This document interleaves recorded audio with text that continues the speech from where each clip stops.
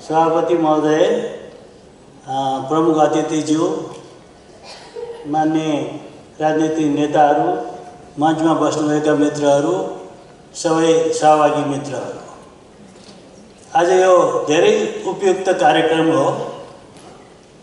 पद्मरत्नजीलाई अभिनन्दन गर्नै पर्ने हो, किनभने उहाँको सारा जीवन जनताको निम्ति समर्पित भएको छ। विभिन्न हैसियतमा यो राष्ट्रले उहाँलाई चिनेको छ, उहाँको योगदानको प्रत्यक्ष अनुभव गरेको छ। अघि मुक्ति प्रधानजीले भने जस्तो उहाँ निरङ्कुश शासनका विरुद्ध लड्नुभयो। 46 सालमा तत्कालीन वाम मोर्चा र नेपाली कांग्रेसलाई एउटै मञ्चमा ल्याउनुभयो, संयुक्त आन्दोलनको लागि तयार पार्नुभयो। त्यो आन्दोलनका सर्वोच्च कमान्डर गणेशमानजीको एकदम निकट सहयोगी भएर परिवर्तन ल्याउनुभयो। त्यसपछि उहाँ पटक पटक जनप्रतिनिधि, सांसद हुनुभयो, मन्त्री हुनुभयो, नीति निर्धारक हुनुभयो, फेरि राजनीतिबाट अलग हुनुभयो। त्योभन्दा अगाडि पनि उहाँको लामो सार्वजनिक जीवनका विविध क्षेत्रहरू छन्, आयामहरू छन्, बहुआयामहरू छन्।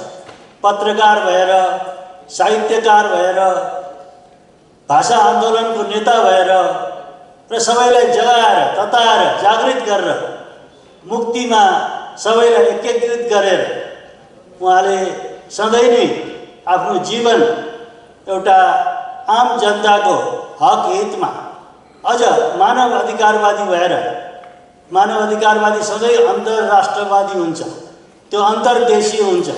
मानव अधिकार एक देशको हुँदैन। उहाँ गोन्जालोस पेरुको नेताकोलाई छुटाउने रिहाई चाहिने कार्यक्रमको पनि उहाँले नेतृत्व गर्नुभयो, अध्यक्षता गर्नुभयो। रिमको पनि नेतृत्व गर्नुभयो। त्यो उहाँको चाहिने आयाम स्वदेशभित्र मात्रै छैन, विदेशमा पनि छ। र यस्तो किसिमको राष्ट्रिय अन्तर्राष्ट्रिय एउटा उचाइ भएको, जीवन समर्पित गरेको, सधैँ विचारको मान्छे, सधैँ निष्ठाको मान्छे, सधैँ इमानको मान्छे, निर्भीक निस्वार्थी, यस्तो व्यक्ति हामी कहाँ कतिजना होला। पद्मरत्नजी जस्तो मान्छे धेरै भइदिए यो देशको गति यस्तो हुँदैन थियो। पद्मरत्नजी जस्तो मान्छे नपुगेरै यो देशको गति यस्तो भइरहेछ। त्यसकारण मलाई लाग्छ यो अभिनन्दन ठिक समयमा बडो ठिक तरिकाले भएको छ। म आयोजकहरूलाई, खास गरी लक्ष्मीदासजी र उहाँका साथीहरूलाई हृदयदेखि धन्यवाद दिन चाहन्छु। यो अभिनन्दनले तपाईँहरूलाई पनि प्रेरणा दियोस्। म देखिरहेको छु यहाँ धेरै युवाहरू हुनुहुन्छ। अहिले पनि मुलुक चाहिँ एउटा स्थायित्वको बाटोमा जान हामीले धेरै काम गर्नुपर्ने छ। 7 सालदेखि नेपालले धेरै नै अस्थिरता भोग्नु पर्यो। हामी अझ पनि राजनीतिक आर्थिक रूपले धेरै पछाडि छौँ।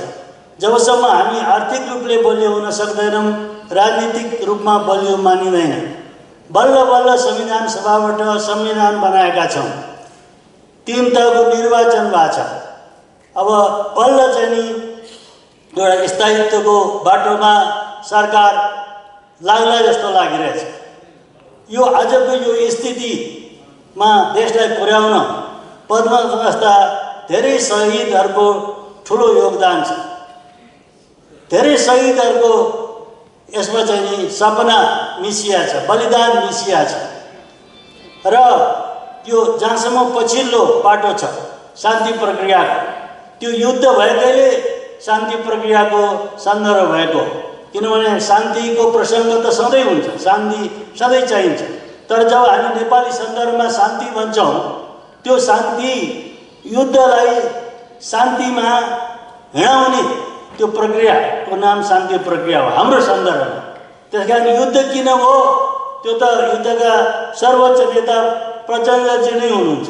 युद्ध किन हो त्यो बताउने काम उहाँको, शान्ति किन चाहियो त्यो बताउने काम हाम्रो हो, पद्मरत्नजी राम्रो। किनभने हामी शान्ति प्रक्रियामा लाग्यौँ, उहाँ युद्ध प्रक्रियामा लाग्नुभयो। त्यसकारण अब आजकै फोरममा उहाँलाई त्यो मिल्ला नमिल्ला मैले कर गरेर बाध्यता गरेर अप्ठ्यारो पारे होइन। तर युद्ध किन भयो जनताले जान्नै चाहेछ। युद्ध किन भयो जनताले जान्नै चाहेछ र युद्धले के सिद्धि भयो त्यो पनि जनताले जान्नै चाहेछ। र यो अहिलेको संविधानमा के बढी त्यति भयो, हाम्रो आचरण बदलिनुपर्छ। संविधान मात्रै बदलेर पनि हुँदो रहेछ। राष्ट्र निर्माण गर्ने जिम्मेदारीमा पुगेका हाम्रा जनप्रतिनिधिहरू जिम्मेदार हुनुपर्दो रहेछ। नेतृत्व जनमुखी हुनुपर्दो रहेछ। त्यसकारण यो संविधान मात्रै बदलेर राजनीतिक व्यवस्था मात्रै बदलेर युद्ध क्रान्ति आन्दोलन गरेर पनि केही हुँदो रहेछ। आन्दोलन त चरित्रमा हुनुपर्दो रहेछ, आचरणमा हुनुपर्दो रहेछ। त्यो देखिया छ आजको अनुभवले। सायद यो मैले कसैलाई लक्ष्य गरेका छैन। राष्ट्रिय आवश्यकता म पद्मरत्नजीकै सन्दर्भमा भनिरहेको छु। उहाँले आफ्नो जीवन सधैँ नै सार्वजनिक हितमा समर्पण गर्नु र किन हामी मैले अभिनन्दन ठिक छ भने उहाँले चाहनुभयो उहाँ पटक पटक संसदको सदस्य भइरहन सक्नुहुन्थ्यो, निरन्तर सत्तामा हुन सक्नुहुन्थ्यो, अत्यन्त सुख सुविधाको जीवनयापन गर्न सक्नुहुन्थ्यो। तर उहाँले त्यो चाहनु भएन। एकचोटि एउटा अन्धकार काल थियो र परिवर्तन 46 सालको परिवर्तनपछि उहाँ संसद हुनुभयो, मन्त्री हुनुभयो। त्यसपछि उहाँले राजनीतिलाई चट्टै छोडिदिनु भयो, सत्ताको राजनीति। अनि कुनै न कुनै या भाषाको आन्दोलनमा या मानव अधिकारको आन्दोलनमा या मुक्तिको आन्दोलनमा उहाँ लागिरहनु भयो।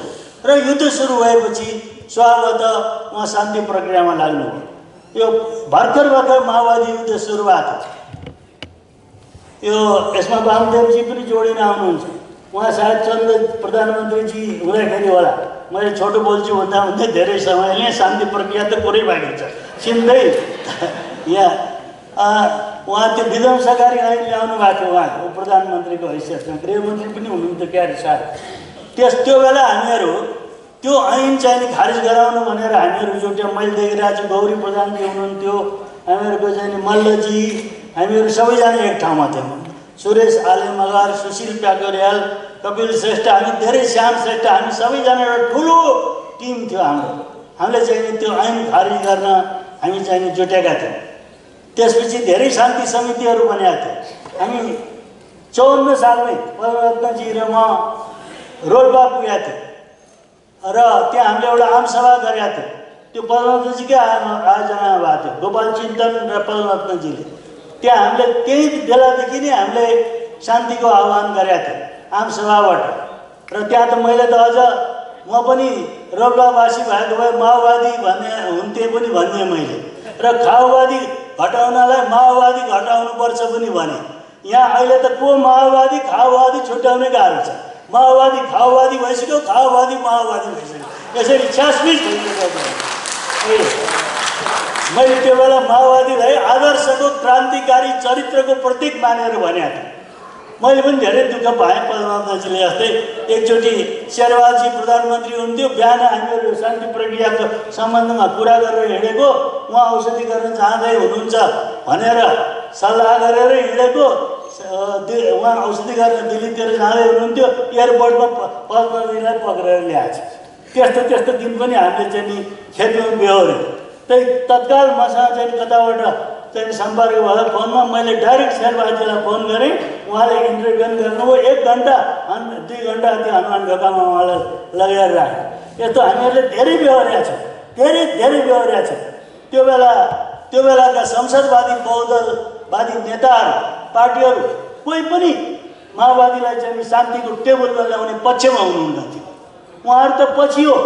एउटा कुरो पद्मनाभजीले बडो राम्रो भन्नुभएको छ, जस्तो कि त्यो राजाको लात र माओवादीको हात अगाडि नबढाए भए यो संसदवादीहरूको समझ आउँदैन त्यो भन्नुभएको छ। त्यो चाहिँ पद्मनाभजीले बडो ठिक भन्नुभएको। राजाको लात खाएपछि बहुदलवादीहरूले संसदवादीहरूले र अनि माओवादीको हात अगाडि बढेपछि एउटा नयाँ अध्याय सुरु भयो, शान्ति प्रक्रियाको अध्याय। त्यसरी हामी त्यही बेलादेखि लागेका थियौँ पद्मनाभजी र म। र पद्मनाभजीको सबभन्दा ठुलो चिन्ता के थियो भने म एउटा डेमोक्रेटिक ब्याकग्राउन्डको मान्छे थिएँ, काङ्ग्रेसी थिएँ भनौँ न। अब काङ्ग्रेसीलाई माओवादीले पत्याउँथ्यो होला भनौँ त, किनभने एक प्रकारको भनौँ भने काङ्ग्रेस भएको मलाई पत्याउने कुरो थिएन। तर शान्ति प्रक्रियामा हामीले सँगसँगै काम गऱ्यौँ। सायद पद्मरत्नजी नभए शान्ति प्रक्रिया नै हुँदैन थियो कि जस्तो पनि लाग्छ मलाई कहिले। किनभनेदेखि म त शान्ति प्रक्रियामा हुँदैन थिएँ, किनभने पद्मरत्नजी मार्फतै मलाई विश्वास गरे हो माओवादीले। पद्मरत्नजीले सिफारिस गरे मलाई विश्वास गरे ठाउँ पनि म त काङ्ग्रेसी थिएँ नि त, काङ्ग्रेसी नै छु, के भनेर छैन भने आएन। तर काङ्ग्रेसी भए पनि मेरो लागि एमाले माओवादी सबै नेपाली दाजुभाइ हुन्, हामी सबै मिलेर देश बनाउनु पर्छ भन्ने सङ्कल्प र अभियानमा चाहिँ छु। म सबैसँग छु, काङ्ग्रेससँग पनि छु, एमालेसँग पनि छु, माओवादीसँग छु, मधेससँग छु, पद्मरत्नजी छु, तपाईँहरू सबैसँग छु। किनभने हामी सबै मिलेर देश बनाउनु परेको छ। दल आस्था भनेको आफ्नो आफ्नो ठाउँमा हुन्छ, तर त्यसमा हामीहरू देश निर्माणको कुरामा सिद्धान्तको कुरामा हामीहरूले चाहिँ मतान्तर गर्नु हुँदैन। के कुरामा मिल्ने के कुरामा नमिल्ने त्यही लोकतन्त्र हो। अब म एकैछिन मात्रै बोल्छु। शान्ति प्रक्रियामा पद्मरत्नजीको चाहिँ खास चिन्ता के थियो भने यो धेरै ठाउँमा यो भर्खर भर्खर आएको प्रजातन्त्रपछि कुनै चाहिँ उग्रपन्थीहरूले हतियार उठाएपछि तिनीहरूलाई राज्यले सेनाले वा अन्तर्राष्ट्रिय जगतले समाप्तै पार्छ, एकदम बेमाखै गर्छ, मेटै पार्छ र त्यसले गर्दा भविष्यको क्रान्ति टाढा भएर जान्छ, धकेलिन्छ जान्छ भन्ने उहाँको खास दृष्टिकोण थियो। त्यसकारण उहाँ चाहिँ के छ भने त्यो तागत सामर्थ्य क्षमता क्रान्तिलाई सम्पन्न गर्ने त्यसलाई अन्तिम टुङ्गोमा लगाउने त्यो छ कि छैन त्यो सबै विचार गर्नुहुन्थ्यो। त्यसै भएर उहाँले चाहिँ के छ भने त्यो क्रान्ति यदि आफ्नो लक्ष्यमा पुग्न सक्दैन भने शान्ति प्रक्रियामा आएर चरणबद्ध क्रान्तिमा जानु बेस हुन्छ भन्ने मैले बुझेसम्म उहाँको दृष्टिकोण थियो।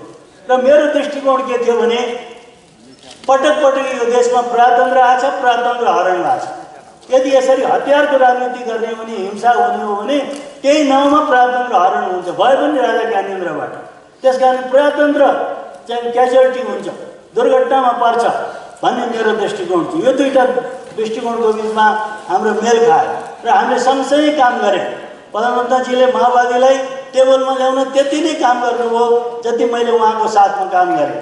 र हामीहरूले चाहिँ के छ भनेदेखि चाहिँ नि माओवादीलाई ल्याएर आज चाहिँ जुन देशमा जुन शान्ति आएको छ त्यसमा सेना समायोजन लगाए माओवादीहरू डेमोक्रेटिक प्रक्रियामा आउनु, सत्तामा पुग्नु, जिम्मेदारी लिनु, यो बहुत राम्रो भएको छ।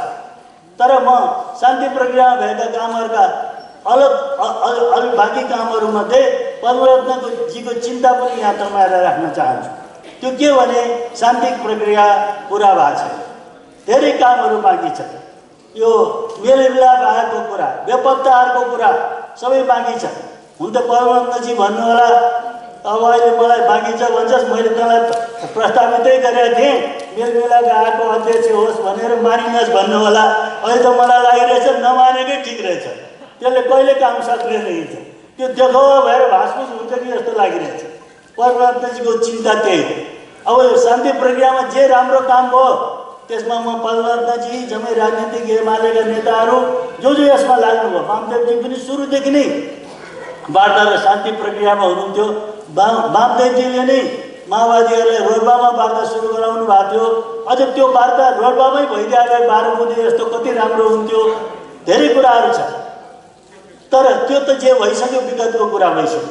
अब चाहिँ शान्ति प्रक्रियामा जे राम्रो भयो त्यसलाई संस्थागत गरौँ, जे बाँकी छ त्यसलाई तुरुन्त सकौँ। यो धेरै ढिलो भइसकेको छ, पीडितहरूमाथि धेरै ठुलो अन्याय भइसकेको छ, हामी अन्तर्राष्ट्रिय कटकटामा उभिने भइसकेको छ।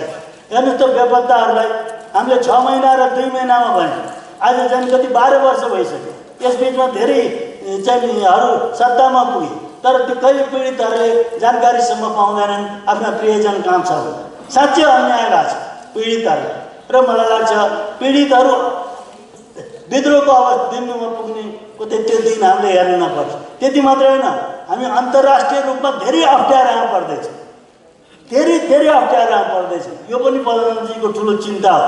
त्यसकारण पनि मलाई लाग्छ यो मेलमिलाप सम्बन्धी काम र बेपत्ता सम्बन्धी काम, अरू परिपूरण गर्ने काम र युद्धमा मानवाधिकारको जघन्य उल्लङ्घन गर्नेहरूलाई कुनै न कुनै अन्तर्राष्ट्रिय मापदण्ड अनुसार र हाम्रो राजनीतिक आवश्यकता अनुसार पनि राष्ट्रिय आवश्यकता र अन्तर्राष्ट्रिय आवश्यकता मिल्नुपर्छ। त्यो दुईटालाई समन्वय गरेर लैजाने काममा प्रचण्डजीले जसरी युद्धको नेतृत्व गर्नुभयो, शान्ति प्रक्रियाको नेतृत्व गर्नुभयो, अथवा एमाले काङ्ग्रेसले हाम्रा सबै ठुला दलहरूले फेरि एकचोटि यो शान्ति प्रक्रियाको बाँकी काम पुरा गरिदिनुहोस्, तब मात्रै मलाई लाग्छ पद्मरत्नजीलाई गरेको यो अभिनन्दन साँच्चै सार्थक हुनेछ। होइन भने उहाँलाई फेरि हामीले एकचोटि मैदानमा उतार्नु पर्नेछ। पद्मरत्नजी सुस्तरी निष्क्रिय भएर बस्नु पाउनुहुन्न। होइन भने फेरि हामीले पद्मरत्नजीलाई उहाँको स्वास्थ्यलाई ठिक पारेर भए पनि फेरि उहाँलाई यो शान्ति प्रक्रिया सम्बन्धी काम सम्पन्न गर्नलाई उतार्नु पर्नेछ। र म यो अभिनन्दनको निम्ति आयोजकहरूलाई पुनः धन्यवाद दिँदै खास गरी पद्मरत्नजीले यो शान्ति प्रक्रियाको काम पुरा गर्नमा अझ ठुलो योगदान दिनुहोस्। तपाईँले सक्नुहुन्छ, तपाईँले निर्देशन दिनुहोस्। मैले नजिकबाट देखेको छु तपाईँलाई कसरी माओवादीहरूले सहजकर्तामा चाहिँ विश्वास गरेका थिए, किनभने तपाईँको अपिल थियो, तपाईँको कुरा सुनिन्थ्यो, तपाईँको प्रभाव थियो। त्यसकारण चाहिँ त्यो प्रभाव अझ पनि तपाईँको चाहिँ सद्भावना माओवादीप्रतिको, माओवादीले माने ज्येष्ठता, तपाईँको निस्वार्थता, तपाईँको विचारशीलता, तपाईँको क्रान्तिकारिता, त्यसको चाहिँ नि माओवादीले सम्मान गर्छ, तपाईँलाई सुन्छ, देशले सुन्छ। तपाईँ हाम्रो देशको चाहिँ सर्वमान्य नेता हो, हाम्रो निधि हो। धेरै धेरै शुभकामना पद्मरत्नजी र साथीहरू, धेरै धेरै धन्यवाद।